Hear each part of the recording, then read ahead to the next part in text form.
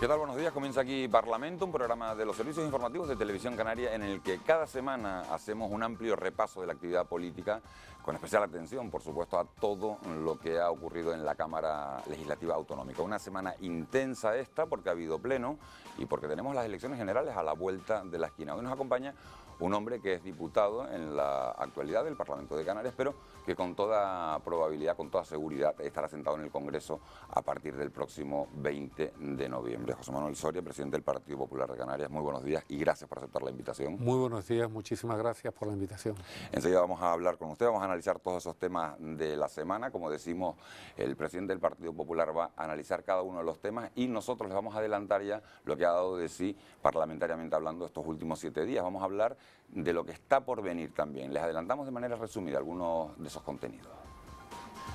Apoyo unánime al informe redactado por el excomisario europeo Pedro Solbes sobre las regiones ultraperiféricas. El presidente del gobierno pidió a todos los grupos parlamentarios en la sesión plenaria que apoyaran este documento. Rivero recordó que 2012 será clave para negociar el futuro de estos territorios dentro de la Unión Europea para los próximos años. La mesa del Parlamento se ha trasladado este jueves a El Hierro, donde ha hecho una declaración institucional de apoyo a la isla por las consecuencias de la crisis volcánica. Precisamente el pleno de esta semana aprobó con el voto favorable de todas sus señorías una proposición no de ley del Grupo Nacionalista Canario para pedir a las administraciones que tengan un trato especial con El Hierro. Habría que implementar también una serie de sistemas o organizaciones que controlen al poder financiero y al poder económico, para que realmente los estados tengan la posibilidad de hacer políticas sociales. Una semana más volvemos a sacar nuestro atril para conocer sus opiniones y ver qué harían si fueran parlamentarios por un día. Luego vemos qué otras sugerencias nos hemos encontrado en la calle.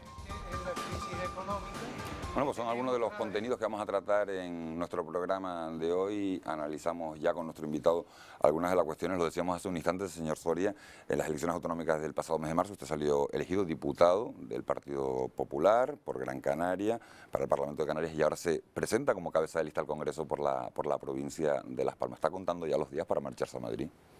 Bueno, no, tanto como eso no, estamos intentando distribuir de la mejor manera posible los días del tiempo en esta intensa precampaña que va a desembocar en la campaña electoral, que comience el próximo día 4 de noviembre. Pero sí, efectivamente, el pasado 22 de mayo yo renové mi acta de diputado regional en el Parlamento de Canarias y por decisión de mi partido, previamente hablada con el presidente nacional Mariano Rajoy, pues ha sido tomada la decisión de que yo encabece la lista al Congreso de los Diputados por la provincia de Las Palmas. Es la primera vez que voy a estar en las Cortes Generales, me hace mucha ilusión, voy pues la verdad contento, ¿no?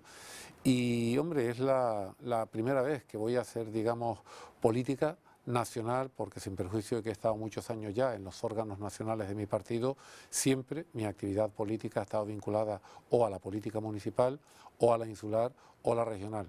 Pero aunque esté en el Congreso de los Diputados, de lo que no me voy a desvincular es de la política canaria. Ha sido usted alcalde de Las Palmas de Gran Canaria, presidente del Cabildo, ha estado también en el gobierno de Canarias. ¿Se pueden hacer más cosas, señor Soria, por Canarias desde Madrid o viviendo en Canarias?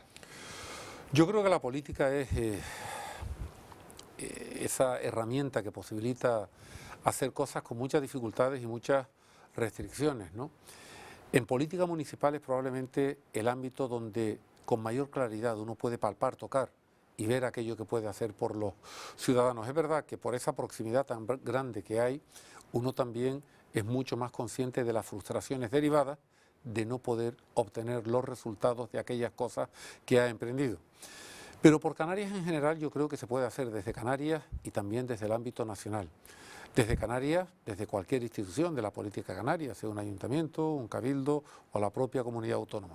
Ahora bien, a nivel nacional se puede hacer mucho porque todavía, y a pesar de la amplia descentralización que hay en nuestro modelo territorial, todavía el Estado tiene legislación básica en sus manos, por ejemplo, en materia laboral, en materia financiera, en materia educativa, en materia de justicia, en materia de tantos ámbitos que afectan al final a cualquier comunidad autónoma, o sea que se puede hacer mucho. Prácticamente todos los sondeos que hemos conocido en las últimas semanas, está a punto de comenzar la campaña electoral, ningún sondeo duda de la amplia mayoría que va a obtener el Partido Popular el 20 de noviembre.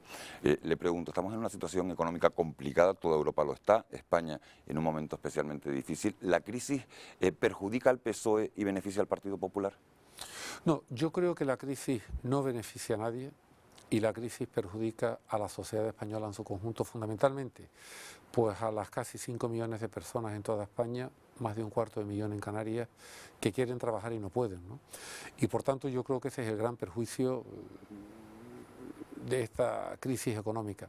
Beneficio no hay para nadie. Yo lo que sí palpo es un creciente deseo de cambio político en España, pero ya no solo por parte de quienes somos del Partido Popular, por parte de quienes estamos afiliados, militamos, tenemos responsabilidades y de los votantes, sino que ahora, contrariamente a lo que ha ocurrido en otras elecciones, veo incluso cada día a personas que hasta ahora han tenido otra opción política, puede ser socialista, puede ser nacionalista, que dicen, mira, es tan necesario un cambio político en España, está tan claro, dicen, que ese cambio político solo puede liderarlo el Partido Popular, que en esta ocasión yo también votaría al Partido Popular.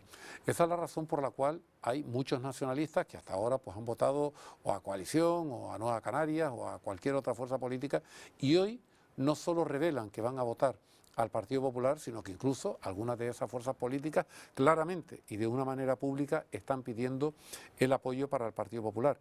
Y socialistas, ciertamente de larga tradición, y que han tenido importantes responsabilidades en gobiernos y administraciones socialistas, yo les he visto artículos y opiniones públicas diciendo que si su voto fuese el necesario para que el Partido Popular obtuviese una mayoría, ese voto de él sería para el Partido Popular. ¿Eso se lo han dicho algunos socialistas?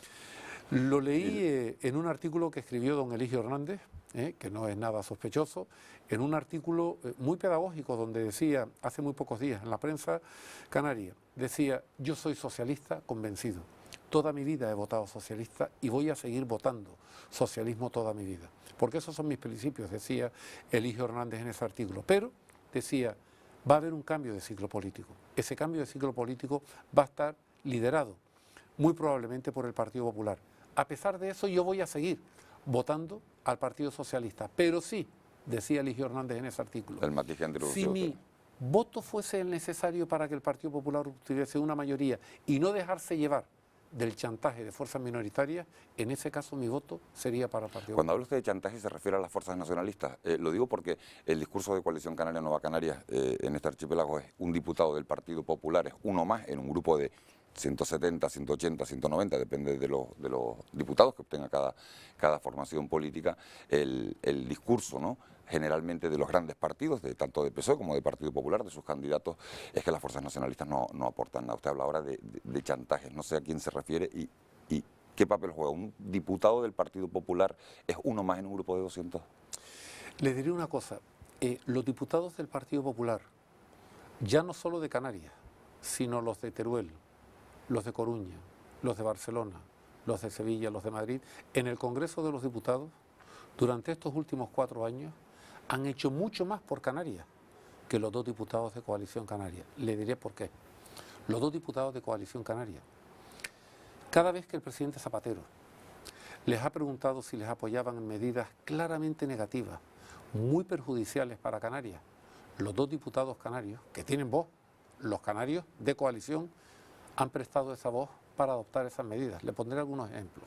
Cuando el presidente Zapatero preguntó en el Congreso de los Diputados a los 2 diputados de Coalición si estaban dispuestos, si apoyaban o no una congelación de pensiones para todos los pensionistas canarios, o sea, para los más débiles de la sociedad, los 2 diputados de Coalición dijeron sí, nosotros apoyamos la congelación de pensiones. Y cuando el presidente Zapatero preguntó a estos 2 diputados de Coalición si apoyaban la disminución de los sueldos y salarios de los funcionarios de Canarias, también dijeron que sí. Los diputados de Teruel, del Partido Popular, los de Galicia, los de Cataluña, los de Andalucía y los de Canarias dijeron que no. Pero hay más.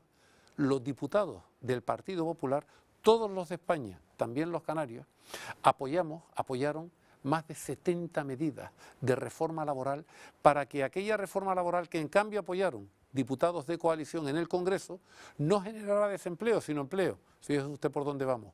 otra reforma laboral apoyada con los votos de coalición y el paro no deja de aumentar. O sea que fíjese usted qué contradicción. Coalición, es verdad que es un discurso que ya no se cree nadie en Canarias, pero coalición sigue intentando constituirse en el monopolio de la voz de Canarias en Madrid, pero cada vez que le han dicho, oiga, utilice usted su voz, la ha utilizado para perjudicar a Canarias. E insisto, que el diputado de Teruel, ya acabo, el diputado de Teruel, en cambio, ha apoyado más los intereses de Canarias que lo ha hecho la señora Oramas o el señor Perestelo. Bueno, eso iba que la señora Oramas y el señor Perestelo dicen que apoyan a cambio de obtener una serie de beneficios para el archipiélago. Eso es un discurso que mantiene la señora Oramas, usted mantiene... Pero yo le puedo decir que esos beneficios, porque yo era el consejero de la cosa, era el consejero de Economía y Hacienda. De Hacienda, nada más y nada menos, por tanto... Esos beneficios no eran reales.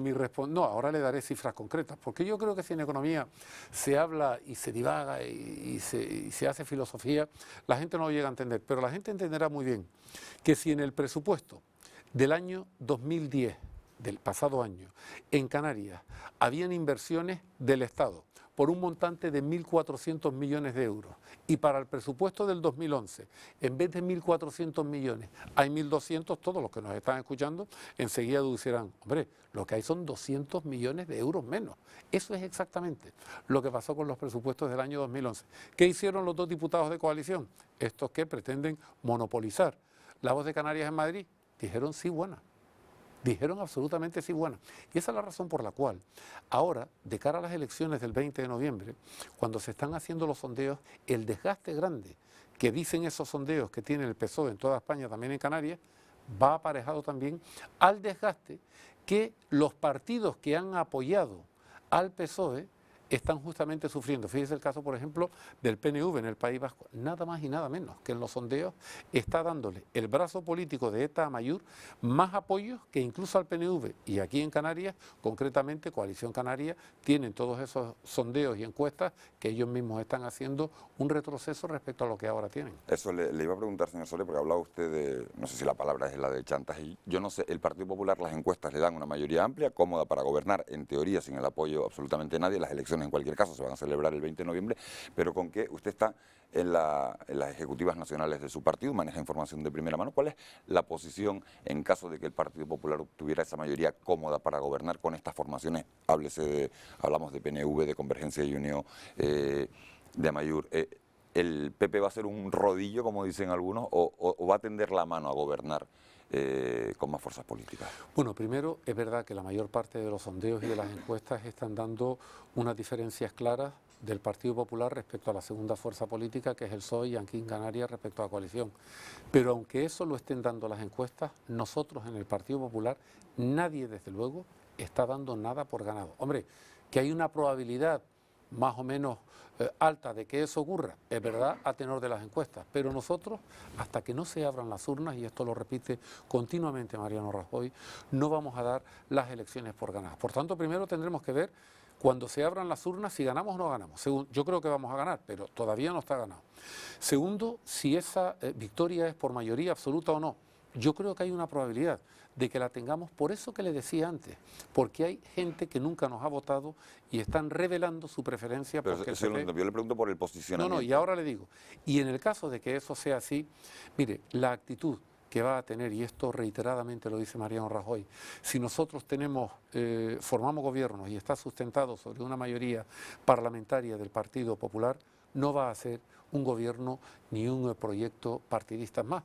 Mariano Rajoy ha dicho que va a contar en su gobierno con personas independientes y queremos que los grandes acuerdos que son necesarios y hacen falta en este país, en España, cuenten fundamentalmente con el apoyo del otro gran partido en el Congreso de los Diputados, que es el PSOE, pero también con fuerzas políticas que tengan representatividad en el Congreso. Ahora, una cosa es que queramos contar y otra cosa, lógicamente, es que debamos permitir el dejarnos llevar de lo que son intereses que no son generales de fuerzas políticas minoritarias. Esta semana, señor Soria, hemos conocido el último informe del Centro de Investigaciones Sociológicas. En ese informe se habla de los políticos, se dice que la gente no cree en los políticos, es más, que llega un punto en el que le llegan a irritar. No habla de una formación concreta, habla en general de los políticos. ¿Por qué cree que hemos llegado a esa situación? Pues yo creo que en gran parte por responsabilidad, en primer lugar, de los políticos y de los partidos. Hablo de todos los colores políticos, ¿no? Y yo creo que hay que hacer una profunda autocrítica porque muchas de las actitudes, muchos de los gestos que estamos habituados a considerar normales en una época más o menos boyante, de auge, de bonanza económica, hoy no solo no están justificados, sino que además no nos son permitidos por parte de la inmensa mayor parte de la sociedad. Por tanto, yo creo que hay que hacer autocrítica y la autocrítica tiene que ir acompañada por cambios, en algunos casos radicales, en determinadas actitudes. Creo que hay otra parte de la sociedad en su conjunto que también tiene una responsabilidad no tan grande como la de los políticos, pero creo que también sería bueno que, por ejemplo, quienes tan directamente están relacionados con la actividad política, como son los medios de comunicación, los editores, los propios periodistas, también en su respectivo ámbito, pues también hicieran alguna reflexión, por si acaso hay cuestiones que corregir y también con esa corrección se pudiera contribuir. Yo creo que es muy malo que se tenga una percepción crecientemente negativa de la clase política, pero es verdad. Lo hay en Canarias. ¿Está todo perdido? No, en absoluto. No ¿Se está puede todo. recuperar? Absolutamente. ¿Es recuperable el crédito de la clase política? Absolutamente, pero quiero decir una cosa. ¿Y cómo se hace eso? A Dios rogando y con el mazo dando. Hay una frase de los Hechos de los Apóstoles, un pasaje que dice, por sus obras les conoceréis. Ahora, los políticos tenemos que demostrar que ese tipo de actitudes, de gestos, de posicionamientos, que a veces fueron normales durante mucho tiempo, ahora ya no lo son, pero ni en Canarias, ni en el resto de España, ni de Europa, ni del mundo. Eso, insisto, es una autocrítica que tenemos que hacer y esa autocrítica tiene que derivar en hechos concretos. Pero usted cuando ve a 2.000, 3.000, 5.000, 20.000 indignados en la calle, 20.000 jóvenes, mayores de todas las edades en una manifestación, ¿qué piensa y qué siente? Bueno, vamos a ver, esto es otra cuestión, porque los indignados están indignados fundamentalmente por el problema del empleo. Esos indignados no salían a la calle en el año 2003, 2004, o al menos no salían por la situación del empleo. Estos indignados en su mayor parte son jóvenes, pero también hay personas de más de 40 años que estaban trabajando y han dejado de trabajar. Lo que es peor, han perdido algunos de ellos, y no deberían hacerlo, pero han perdido la esperanza de poder encontrar un empleo. Por tanto, detrás del movimiento de los indignados, fundamentalmente lo que hay, en mi opinión, es un deterioro creciente de la actividad económica y un creciente paro. Hay otras cuestiones, ¿y cuáles? Pues por ejemplo las que estábamos hablando con anterioridad, un recelo respecto a la clase política. Yo en las conversaciones, reuniones, encuentros que he tenido con algunos grupos de personas dentro de ese autodenominado grupo de indignados, que por cierto, yo estoy profundamente indignado, yo soy un indignado. Pero eso le pregunto porque a lo mejor yo estoy muy indignado con la situación. Yo estoy muy indignado con la situación del desempleo.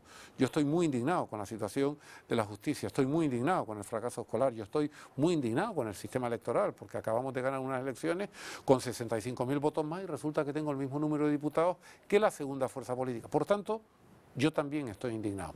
Ahora, respecto al movimiento que sea, digamos, autodenominado indignados, hay otras cuestiones que hacen referencia, por ejemplo, a la democracia asamblearia. Mire, yo no lo comparto. ¿Por qué? Pues porque con total respeto a quienes preconizan una democracia asamblearia, yo soy partidario de la democracia parlamentaria.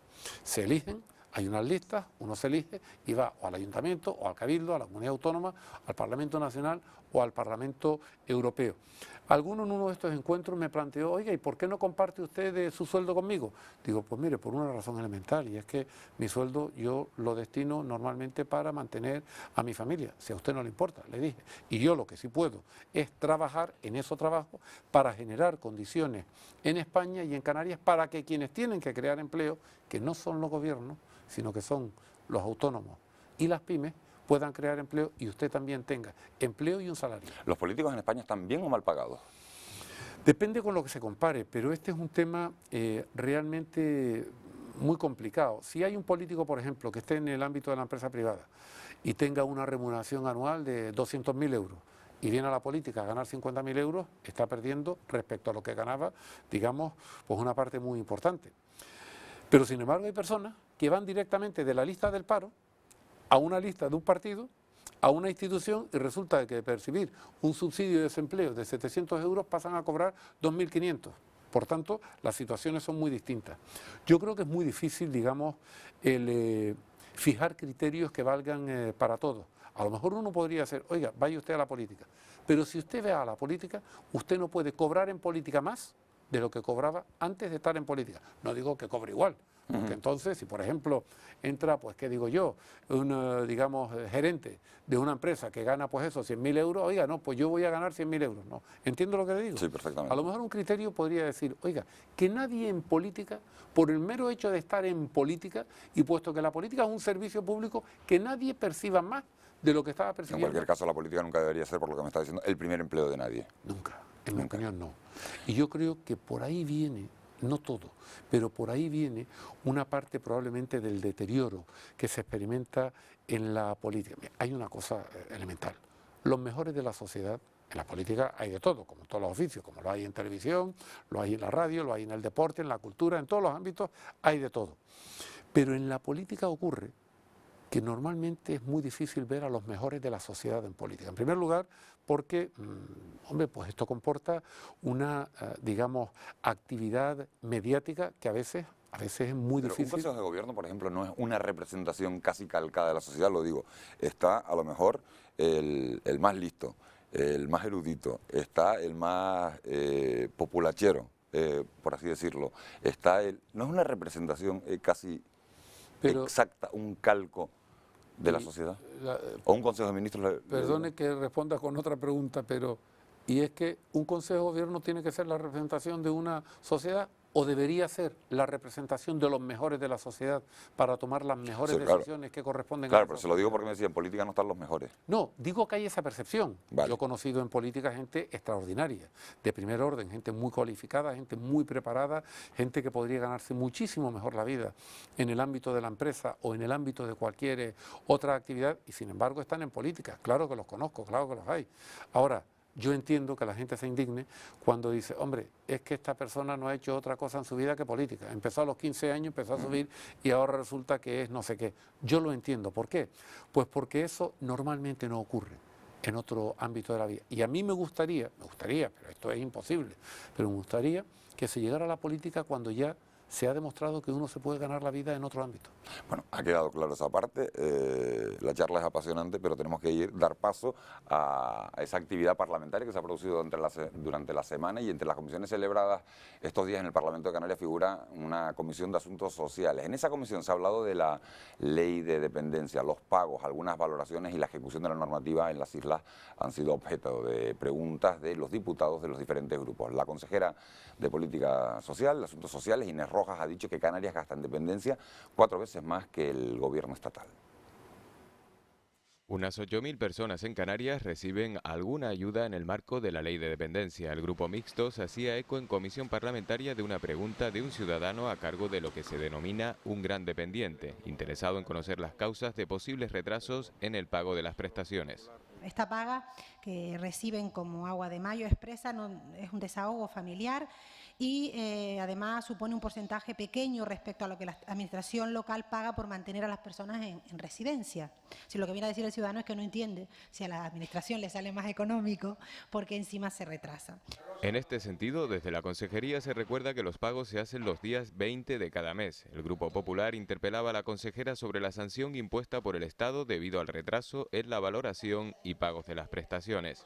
Desde la consejería se achaca esta penalización a los propios parámetros de la ley que no tienen en cuenta las singularidades canarias, algo que los populares comparten e incluso les llevó a comprometerse a reformar esta ley si llegan al gobierno. Haremos viable el sistema de promoción de la autonomía personal y atención a las personas dependientes, reformando en profundidad el modelo de financiación para garantizar la viabilidad del sistema, financiación estable y suficiente, garantizando el Estado del 50% en lugar del 25% actual. La consejera recordó que Canarias, antes de la aplicación de la ley estatal, ya había ejecutado una serie de ayudas para personas dependientes, llegando a cubrir a 36.000 beneficiarios. De las 49.000 personas dependientes que en Canarias están recibiendo algún tipo de prestación como servicio o prestación económica, algo más de 14.000 de ellas ya están incluidas dentro de las estadísticas estatales. ¿Usted sabe cuánto presupuesto tenemos este año 2011 para la ley de dependencia?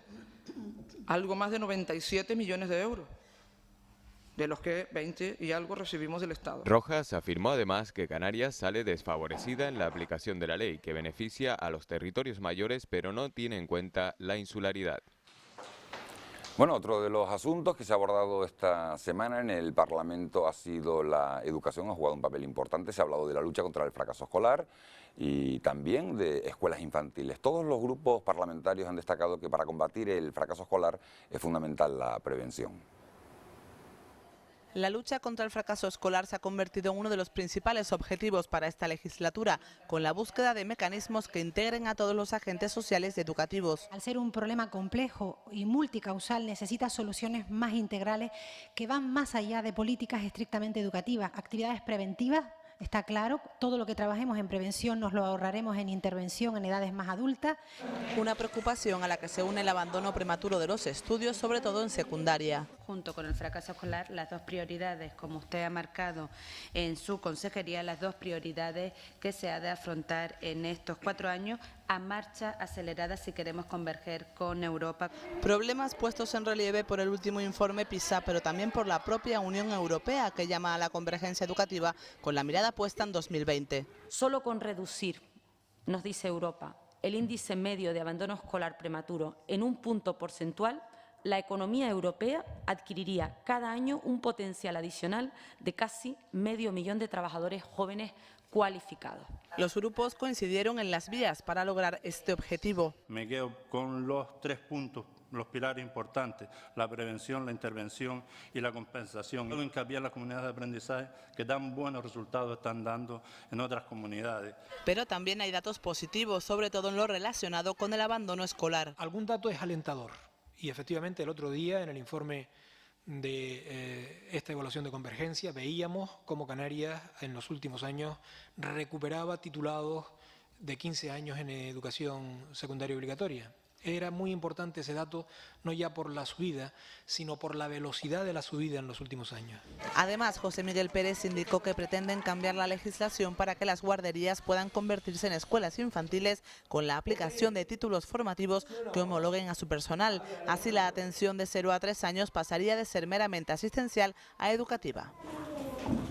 Bueno, pues en esta comisión hemos visto a José Miguel Pérez, actual secretario general del Partido Socialista, vicepresidente del Gobierno, señor Soria, un cargo que ya ocupó usted, no con la cartera de Educación, sino de Economía y Hacienda. ¿Le ha sorprendido que José Miguel Pérez en ese pacto con Paulino Rivero en el Gobierno de Canarias, cuando negoció, pidiera esa cartera de Educación? Lo digo porque es un área importante, muy sensible para el desarrollo de una sociedad, pero dicen que políticamente poco rentable. Hombre, en realidad lo que me sorprendió del pacto del PSOE con Coalición Canaria fue que el PSOE durante los últimos 15 años ha estado abogando en Canarias por un cambio político y ellos han definido el cambio político como el hecho en virtud del cual quienes llevan muchos años en el gobierno dejen de estarlo para que estén otros en una alternancia. Lo que me sorprendió, por tanto, fue que cuando el Partido Popular, como primera fuerza política que había ganado las elecciones, le ofreció al PSOE la oportunidad de materializar ese inmenso deseo que habían manifestado reiteradamente, dijeran que no, que preferían pactar con Coalición. Lo otro es posible, perdone que lo interrumpa, termine. Lo otro no me sorprendió porque ha entrado dentro de lo que digamos ha sido una distribución de materias y carteras, pero para intentar llegar a un equilibrio muy complicado en ese pacto difícil entre Coalición y el PSOE. Fíjese usted que es que el consejero de Educación, que es también vicepresidente, tiene a su cargo sostenibilidad. ¿Qué tiene que ver la sostenibilidad con la educación, con la vicepresidencia? Por tanto, ha sido una distribución, vamos, yo no la voy a criticar, pero desde luego sí que es muy curioso que haya materias tan heterogéneas, o como por ejemplo el tema de la seguridad con el tema de la economía y la hacienda. Yo creo que cuando se hacen gobiernos de una manera pensando más en la distribución de parcelas, que en realidad... A lo mejor lo han hecho para reducir áreas, que era lo que usted les pedía. Todo lo contrario, sigue habiendo 9 áreas, aunque una de ellas está asumida por el presidente del gobierno, que es la de turismo, que por cierto también choca mucho que el presidente del gobierno, por importante que sea el turismo, o acaso por ser tan importante, yo creo que debería tener un consejero que la incluyera dentro del gran área de economía. Las consejerías deberían pasar de 9 a 6. Esta misma semana, en una de las iniciativas parlamentarias, el Partido Popular presentó una propuesta para que se redujera el conjunto de la administración autonómica, pero no por un motivo ideológico, sino porque ya no vamos a poder seguir pagando tantas consejerías, tantas viceconsejerías, tantas direcciones generales, tantos asesores, tanto personal de confianza, tantos coches oficiales, tantas empresas públicas. Pues bien, eso que ya lo había planteado yo mismo, siendo vicepresidente en el Consejo de Gobierno, que se celebró en la isla de La Palma, cuando todavía estábamos dentro del gobierno, y que el presidente del gobierno entonces, el mismo que lo es ahora, dijo, no, es que eso son ocurrencias. Pues esta semana otra vez volvieron a tumbarlo, siendo lo cierto que la inmensa mayor parte de las comunidades autónomas en toda España, aquellas gobernadas por el PP, que ahora son muchas, están justamente haciendo eso porque ya no pueden seguir pagando tanta administración. Antes cuando le interrumpía lo que le quería preguntar era, dice, yo le tendí la mano a José Miguel Pérez, me dijo que no, sin embargo el PP le tendió la mano al PSOE en otras corporaciones. ¿Por qué no fue posible que ese pacto Partido Popular, Partido Socialista en la comunidad autónoma, y sí ha sido posible en cabildos y ayuntamientos? Porque en cabildos y ayuntamientos los socialistas que están en ellos no han seguido el criterio del secretario general socialista canario, porque bien que lo han hecho en contra. Por ejemplo, la moción de censura en la Isla del Hierro, en base a la cual don Alpidio Armas es presidente, que es del PSOE, y es el presidente del Partido Socialista en la Isla del Hierro, no habría sido posible si se hubiese guiado del criterio del secretario general de los socialistas, que decía, ¿Está usted detrás de todas esas mociones de censura? Porque dice, el señor Soria ha hecho... Yo estoy detrás del grupo parlamentario. Soria, como no ha podido gobernar, como el señor Pérez le dijo que no iba a pactar con el señor Rivera, se ha ido isla por isla incendiando, prendiéndole fuego al monte. Le voy a dar una respuesta que van a entender todos los televidentes, usted también. Vamos a ver.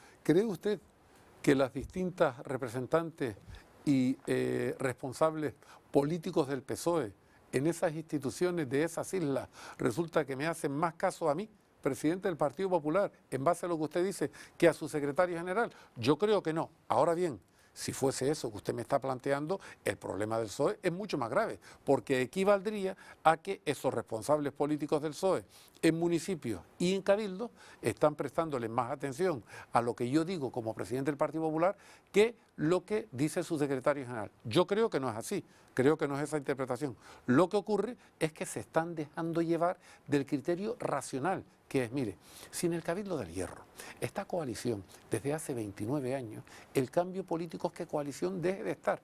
Y nadie mejor que los herreños socialistas y los herreños del Partido Popular para saber que viven allí, que eso es literalmente así.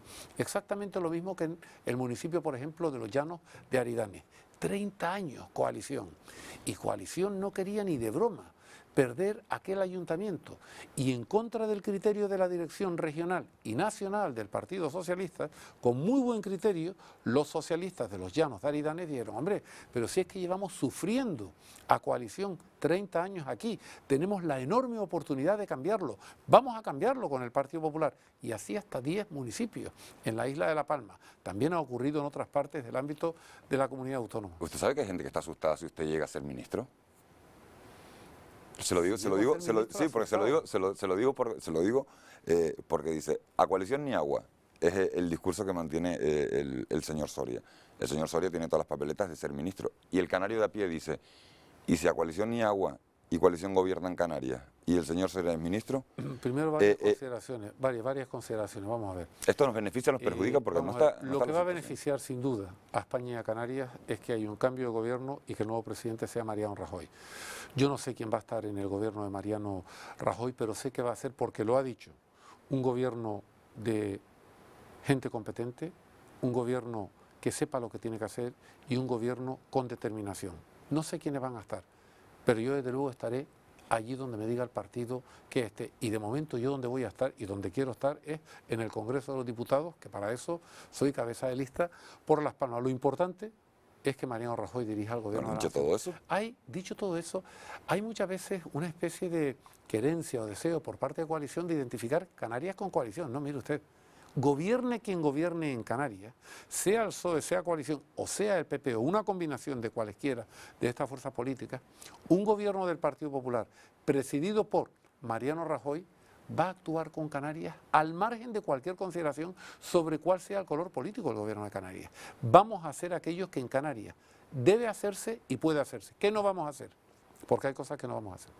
Lo que no vamos a hacer, por ejemplo, es prometer planes, cosas, hacer promesas que no se puedan cumplir. Por tanto, no vamos a prestarnos al juego seguido por coalición, de por ejemplo montar un gran plan Canarias, para decir, mira qué buenos somos, mira todo lo que vamos a invertir, y luego, como antes le decía, invertir incluso menos. Eso no lo vamos a hacer. Y el gobierno de España, presidido por Rajoy, si ganamos las elecciones, va a actuar con absoluta lealtad institucional a todas las instituciones que hay en España, sean de nuestro color político o no lo sean. Por tanto, yo creo que es muy bueno que Coalición y el PSOE no identifiquen lo que es Canarias con lo que es legítimamente su fuerza política. Diría más, si vamos a identificar numéricamente lo que las instituciones son en función de los votos que tengan detrás, mire, el Parlamento de Canarias hoy, a día de hoy, señor Soria, por ese entendimiento que dicen que es deseable entre las administraciones, administración estatal, administración autonómica, si ese entendimiento es fluido, las cosas parecen que van mejor para una comunidad autónoma, y si ese entendimiento no es fluido, las cosas no suelen ir tan bien. Usted me dice... Pero en lo que toca al gobierno de la nación, insisto, si él gana al Partido Popular y si Mariano Rajoy es presidente del gobierno, las relaciones con el gobierno de Canarias, sea quien esté, porque vamos a ver si después del 20 de noviembre o después del 20 de enero o del 20 de marzo sigue estando este gobierno. Pero cualquiera que sea el gobierno que haya en Canarias, el gobierno de Mariano Rajoy, si ganamos las elecciones, va a actuar con absoluto respeto, lealtad institucional y cumpliendo en Canarias con aquello que hemos asumido como compromiso en Canarias. En estas comisiones que estamos viendo en el Parlamento se hablaba de educación, se hablaba también de asuntos sociales. Hay gente que lo está pasando realmente mal, una situación que en Canarias no se había visto antes, que en otras partes del país tampoco. ¿Por qué cuando se habla que la situación económicamente está tan mal, se mira a los partidos de izquierda, no se mira al Partido Popular? No estoy de acuerdo con esa premisa. Yo creo que si hoy la mayor parte de las encuestas y sondeos en toda España están dando como ganador y favorito al Partido Popular en una situación de caos económico, es justamente por lo contrario de lo que usted ha dicho. Si fuese como usted ha dicho, estaría todo el mundo diciendo no, yo voy a votar al PSOE. ¿Por qué? Pues porque normalmente, se admite, en términos generales, todas las generalizaciones son malas, pero se admite que normalmente los partidos de izquierda, los partidos socialistas, lo que saben hacer es gastar mucho en una época de bonanza económica, y que los partidos liberales, conservadores o de centro o de derecha lo que saben hacer es realmente gestionar en etapas de dificultad. Bueno, vamos con más asuntos porque en el Parlamento de Canarias ha habido, como decimos, actividad y también se ha aprobado por unanimidad una proposición no de ley del Grupo Nacionalista Canario para pedir a las administraciones que tengan un trato especial con la isla del Hierro a fin de paliar las consecuencias económicas de esta crisis volcánica que se ha vivido durante el último mes en la isla del Meridiano. En el debate ha participado el presidente del Cabildo Reño y diputado regional Elpidio Armas, y entre las medidas propuestas está la compensación económica para todas las familias afectadas por el fenómeno volcánico y por la adecuación del túnel de los Roquillos ante la posibilidad de movimientos sísmicos. Este fenómeno natural ha afectado de manera importante, tanto desde el punto de vista social como económico, a la actividad de la isla, principalmente en la zona de la Restinga y en la frontera, en un caso por prácticamente el cierre total de su actividad y en otro por una reducción del intercambio económico. Lo que está pasando en el Hierro en este momento es una cuestión de una gravedad extrema. Yo sí vengo a pedir aquí. Vengo a pedir porque lo necesitamos. Necesitamos la solidaridad, necesitamos su entendimiento y necesitamos el dinero que esta Cámara pueda mandar para la isla del Hierro. Bueno, pues precisamente hasta el Hierro se han desplazado esta semana los miembros de la mesa del Parlamento con su presidente a la cabeza, Antonio Castro. Allí han mantenido una reunión con el presidente del Cabildo, al que acaban de ver, con los alcaldes de la isla, de los 3 municipios, y también con los técnicos responsables del seguimiento vulcanológico. Visitaron la Restinga, también el municipio del Pinar, y allí hicieron una declaración institucional de apoyo al Hierro. Miembros del Parlamento de Canarias han visitado el Hierro para conocer de primera mano las necesidades más urgentes de la isla con motivo de la crisis volcánica. El presidente Antonio Castro se ha solidarizado con todos los herreños y destacó su comportamiento ejemplar. De comportamiento cívico, extraordinariamente cívico y responsable de los ciudadanos, de los voluntarios, las coordinaciones de las administraciones. Castro recordó el pleno celebrado en la Cámara Legislativa, donde por unanimidad se aprobó compensar a los afectados con medidas para paliar los daños económicos y sociales. La sensibilidad con que se debatió el asunto y la preocupación de todas sus señorías por esto pues no es frecuente verla en el Parlamento de Canarias. En la reunión también se valoró con satisfacción la actuación del PEVOLCA y el estudio de este volcán. Afirman que ayudará a los científicos en un futuro en caso de producirse otra erupción en las islas. La isla del Hierro ha estado en el centro de todas las miradas en las 2-3 últimas semanas, señor Soria. ¿Cómo se puede ayudar a toda esa gente que se ha visto afectada por este fenómeno de la naturaleza? Bueno, ya se ha aprobado, tal como acabamos de ver en este vídeo, una iniciativa parlamentaria por unanimidad para poder tomar medidas concretas de compensación de las pérdidas que ha habido en la isla del Hierro, y han sido pérdidas muy claras, porque la isla del Hierro vive fundamentalmente en torno a la actividad comercial, en torno a la pesca y en menor medida, pero también en torno a la agricultura. Y ha habido 3 hechos como consecuencia del volcán. En primer lugar, el cierre, desalojo de la Restinga. Todo eso generó una caída muy importante en la actividad, toda la actividad de restauración, toda la actividad turística en general, y la vinculada particularmente con el Fotosub, que es uno de los mejores fondos, como sabemos, que hay en Canarias. En segundo lugar, el cierre del túnel de los Roquillos también generó un corte de la actividad comercial entre los 2 grandes núcleos de población, Valverde y el Golfo, en la isla del Hierro. Y luego, claro, los barcos no podían salir a faenar y la mayor parte de la flota pesquera de la isla del Hierro tiene su base en la Restinga. Todo eso tiene una pérdida económica que tiene, como acabamos de escuchar, nombres y apellidos. Y a eso responde la iniciativa parlamentaria que por unanimidad hemos adoptado esta semana en el Parlamento. La naturaleza es impredecible, lo hemos visto en el caso de la isla del Hierro.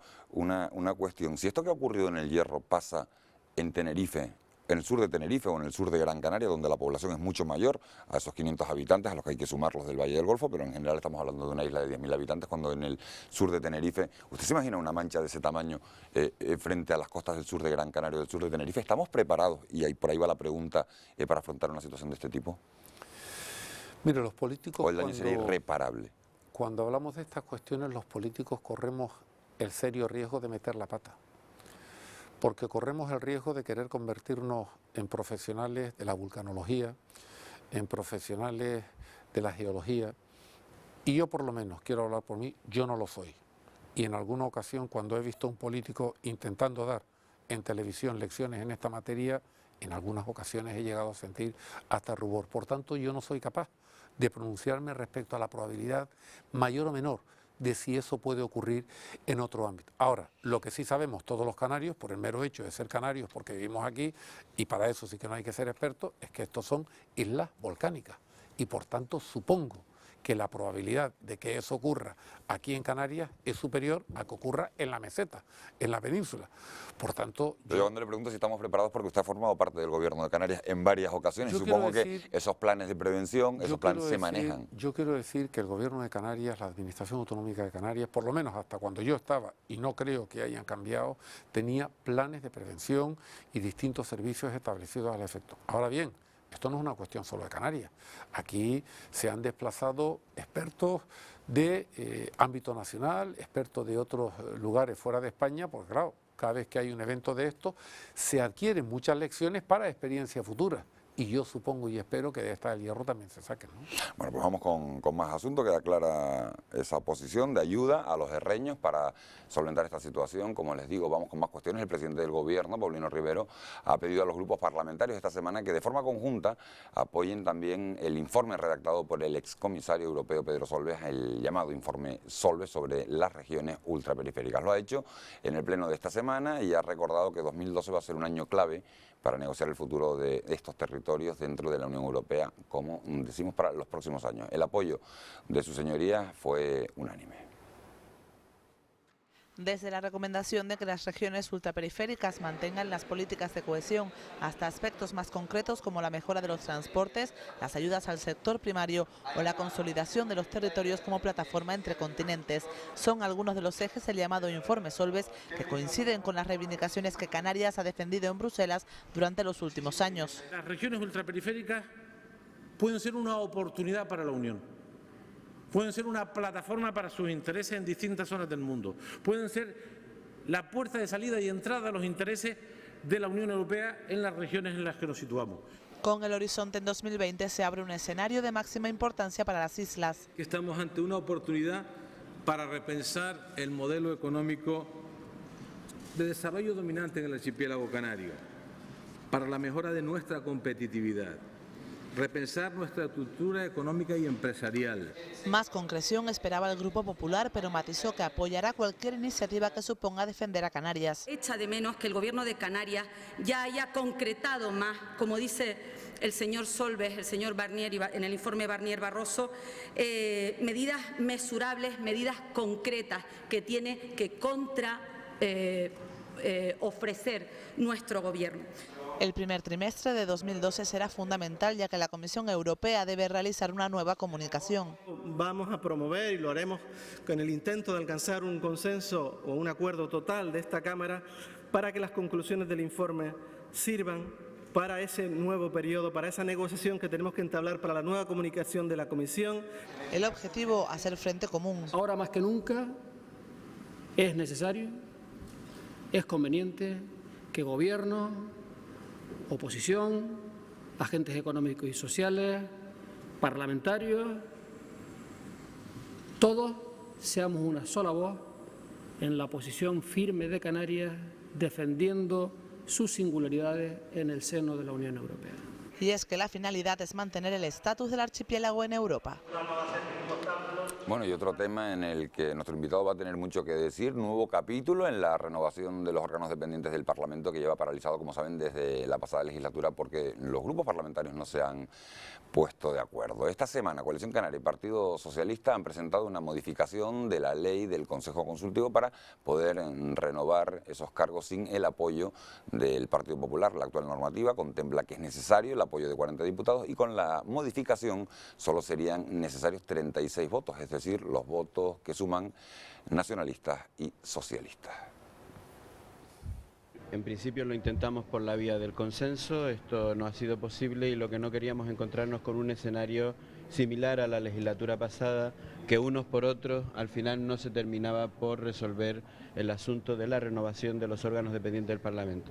Entonces hemos presentado hoy la proposición de ley para la modificación de la ley, en el sentido de con un punto por el cual los 2/3 que se necesitaban hasta ahora pasarán a ser 3/5 y se desbloqueará, eso esperamos, en la negociación. Enseguida vamos a conocer la versión del Partido Popular sobre este tema, para eso tenemos aquí al señor Soria, pero les doy otro dato antes. El fiscal jefe del Tribunal Superior de Justicia de Canarias, Vicente Garrido, ha presentado esta semana en comisión parlamentaria la memoria de la Fiscalía del año 2010. Uno de los datos más destacados por Garrido ha sido el descenso de delitos contra la vida.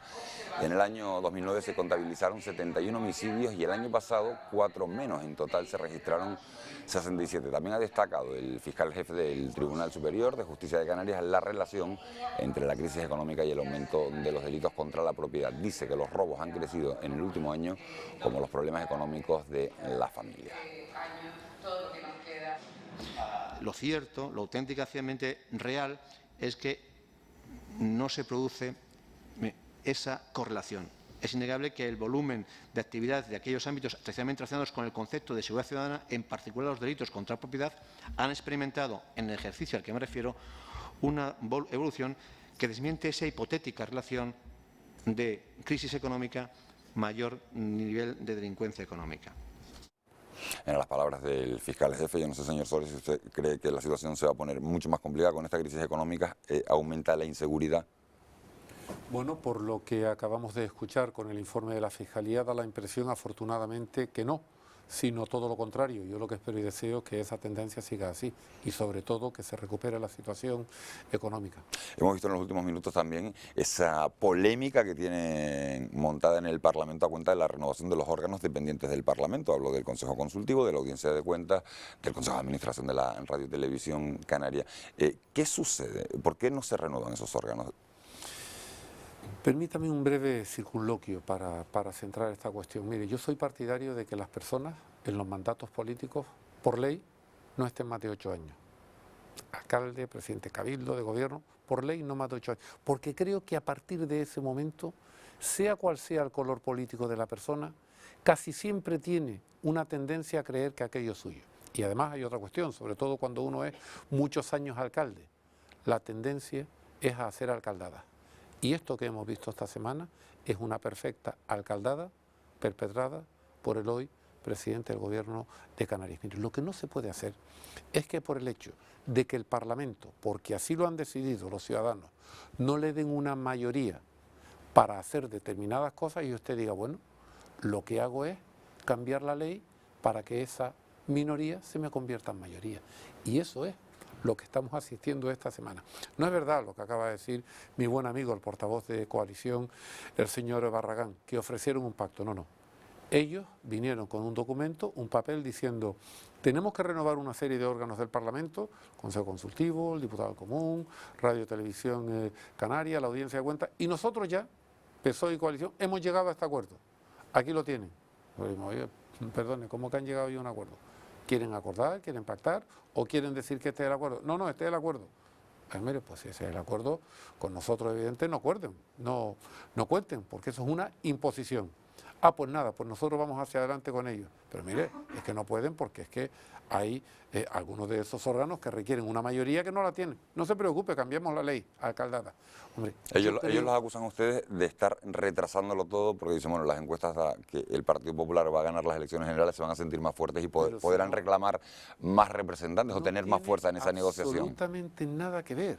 Las elecciones generales y el Congreso de los Diputados, y esto es muy importante, que lo sepan quienes nos están viendo, nada que ver con la elección de los órganos canarios. Es verdad que al Partido Popular corresponde parlamentariamente una mayor representatividad, pero porque somos la primera fuerza política, pero eso no tiene nada que ver con la elección en el Congreso de los Diputados, absolutamente nada que ver. Lo que ocurre, realmente es lo que le estoy diciendo, que la renovación de algunos de esos órganos exigen una mayoría, que PSOE y coalición no la tienen, que tienen que contar con el Partido Popular, pero como el Partido Popular lo que no acepta es una alcaldada. ¿Por qué? Hombre, porque yo creo que no estamos en momento de aceptar alcaldadas absolutamente a nadie. Lo que decimos es, hombre, vamos a sentarnos, vamos a hablar, lleguemos a un acuerdo y luego renovamos. No, no, esto lo toman o lo dejan. Y si no... ¿En qué va a quedar todo? Pues lo desconozco porque no sé cuál es la voluntad. A mí me parecería sumamente grave. Sería la primera vez en la historia del Estatuto de Autonomía de Canarias que se produce la renovación de órganos del Parlamento sin contar nada más y nada menos que con la primera fuerza política del Parlamento. No queremos imponer nada. Es más, le hemos dado otra salida. Puesto que ustedes lo que tienen es la obsesión de tener las presidencias de determinados órganos, estamos dispuestos en el Partido Popular a sacrificar y que el Partido Popular no tenga ninguna. Prescindimos de la figura del diputado del común, figura política, con sus adjuntos. Dejamos toda la estructura de los funcionarios que hay en la casa y esa función del diputado del común y los 3 adjuntos que sea sustituida por los diputados que ya estamos en la Cámara, que estamos elegidos, que nos están pagando y todos nos convertimos en diputados del común de los ciudadanos. Yo no sé si tiene usted algo en contra del señor Saavedra, que es el candidato que ha propuesto el PSOE. No, lo digo porque parece un poco raro que el diputado del común, que es un órgano que defiende defiende las denuncias de los ciudadanos por los supuestos abusos de la administración o los problemas que tengan con las administraciones, que ese papel lo asuman los diputados. Pero se lo planteo, ¿por qué un diputado del común y no los 60 diputados que estamos en el Parlamento de Canarias? Al fin y al cabo el Parlamento que no es administración, cuidado, ¿eh? Lo sé, hombre, lo digo, pero si a lo mejor el afectado es un ayuntamiento de un color político determinado. ¿Y eso qué quiere decir? Es que hay parlamentarios y hay diputados de todos los colores políticos. Miren, me lo pone más a mi favor. Hay 60 diputados. Yo recibo todos los días en la página web del Parlamento y la digo, jmsoria@parcan.es, recibo quejas, recibo denuncias, recibo multitud de cuestiones y planteamientos de canarios. No le digo que siempre le dé la solución, pero siempre le doy una respuesta. Y hay un problema en el funcionamiento del diputado del común y es que, aunque tengan una magnífica estructura de funcionarios, que nosotros en todo caso decimos que se mantenga, al final son puestos puramente políticos. Vamos a sustituirlos, ellos tienen la solución a su problema, que es tener las presidencias, y el Partido Popular generosamente renuncia a todas. Pero que es una cuestión de convencimiento y no de que tenga usted nada en contra del señor Saavedra, ¿no? No. Si me llamó el señor Saavedra para ver si lo apoyaba. Y yo le dije... ¿Y usted qué le dijo? Le dije que desde el punto de vista personal, todo el apoyo del mundo, pero que previamente... Pero que fuera buscando otro trabajo. No, hombre, en absoluto. No. Si usted quiere hablamos... No me quiero enredar en eso. ¿De a qué edad deben jubilarse los políticos? Si quiere hablamos de eso. ¿A qué edad? Dígamelo, ¿a qué edad? Pues a la misma edad que se jubila el resto de los ciudadanos. Porque ¿por qué puede haber un político en activo de 80 años? Y resulta que un ciudadano se jubila a los 65, a los 67 No sé cuánto tiene el señor Saavedra o a los ahora mismo. 70. No, si no lo digo por el señor Saavedra, digo en general. Es que también ese es un debate. Personalmente no tengo absolutamente nada en contra de él. Ha tenido una dilatada y brillante trayectoria política. Por tanto, yo estaría encantado. Ahora bien, todo eso ha de estar supeditado a que hay un acuerdo parlamentario. Pero si lo que se pretende es un trágala y decir, sí, ustedes habrán ganado las elecciones, pero nosotros aquí que sumamos 36 diputados hacemos lo que queramos. Y si no sumamos 40, lo que hacemos es cambiar la ley para que en vez de 40 sean 36. Oiga, eso es una alcaldada. Por eso le decía al principio que cuando uno ha estado mucho tiempo de alcalde, corre el riesgo de hacer alcaldada. Y eso es lo que está ocurriendo ahora mismo, al menos en esta materia con el presidente del Gobierno de Canarias. Señor Soria, ha pasado casi una hora de programa directa, está usted contundente en esta parte final. Vamos a ir con esa sección semanal que se llama el atril. Sacamos un atril a la calle, ustedes se sienten diputados, no sabemos si por un día o por lo menos por unos minutos, y esto es lo que nos cuentan. La situación primera o primordial para salir de la crisis es la creación de empleo y las modificaciones en leyes, sobre todo en temas de bancarios y temas de subvenciones. Y implementar también una serie de sistemas o organizaciones que controlen al poder financiero y al poder económico para que realmente los estados tengan la posibilidad de hacer políticas sociales. Las reformas que han habido han sido de parche. Unas reformas inútiles. Lo que hay que ser eficaces y sobre todo en base a la regeneración democrática del pueblo español, empezando por los políticos. La mayoría de los políticos pueden quedar en entredicho. Pues para mí lo peor que hay ahora en este momento es el problema de la juventud, porque es una gente que no puede mirar al futuro, porque no tiene salida por ningún lado. Pues yo pienso que el problema más grande que tenemos aquí en Canarias es el paro, que yo creo que el canario aquí no tiene futuro porque esto no veo yo que tenga solución alguna y tendremos que salir fuera como hicieron nuestros padres, nuestros abuelos, porque aquí la cosa cada vez está más cruda. Bueno, pues ya lo han oído, no deja de ser otra cosa que lo que decía el informe del CIS esta semana, señor Soria. A la gente le preocupa el empleo, le preocupa, los políticos también le preocupan, quieren reformas, hay quien habla incluso de marcharse del archipiélago. No sé si ese es el mensaje que debemos dar. ¿Algún comentario que tenga que hacer sobre esto del sentimiento de la calle? Yo creo que lo que podemos traducir directamente de lo que hemos escuchado es que estas personas que están hablando están indignadas. Unas muestran su indignación por el tema del empleo, otras muestran su indignación por lo que hablábamos antes de la situación, el planteamiento, las actitudes de los políticos. Otros manifiestan su indignación por la situación general de crisis económica, pero en el fondo todos son personas indignadas. No, yo no creo que tengamos que resignarnos ¿Tiene a decir... el PP la receta mágica para que esas personas dejen de estar indignadas? Varitas mágicas no tenemos para nada, eso quiero decirlo de una manera clara. Lo que tenemos son propuestas de reformas claras en el mercado laboral, en el sistema financiero, en la justicia, en la educación, en las administraciones públicas, para sentar las bases para quien tiene que crear realmente empleo, que no son los gobiernos, sino los autónomos, los empresarios, fundamentalmente los pequeños y medianos empresarios, creen empleo. Nosotros no prometemos crear empleo, lo que sí nos comprometemos es a trabajar haciendo reformas para crear las condiciones para que quienes tienen que crear empleo lo creen. No hay que resignarse a salir, porque además, ¿salir a dónde?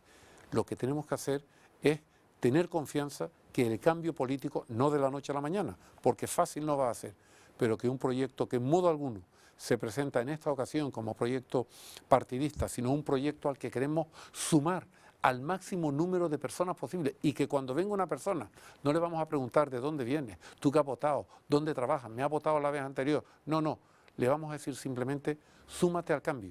Tu voto puede ser también importante para configurar una mayoría alternativa de gobierno. Pues señor Soria, con ese mensaje nos vamos a quedar. Gracias por habernos acompañado en esta semana, que ha sido su último pleno en el Parlamento de Canarias, de momento por lo menos en este mandato, y muchísima suerte en las elecciones a las que se presenta como cabeza de lista al Congreso de los Diputados por la provincia de Las Palmas. Gracias, señor Soria, gracias a ustedes, lógicamente, por haber estado al otro lado de la pantalla durante esta hora. Ya saben que si se quieren poner en contacto con nosotros pueden hacerlo en una dirección de correo electrónico, parlamento@tvcanaria.tv. Cualquier sugerencia será bien recibida. Gracias por su compañía. Feliz domingo.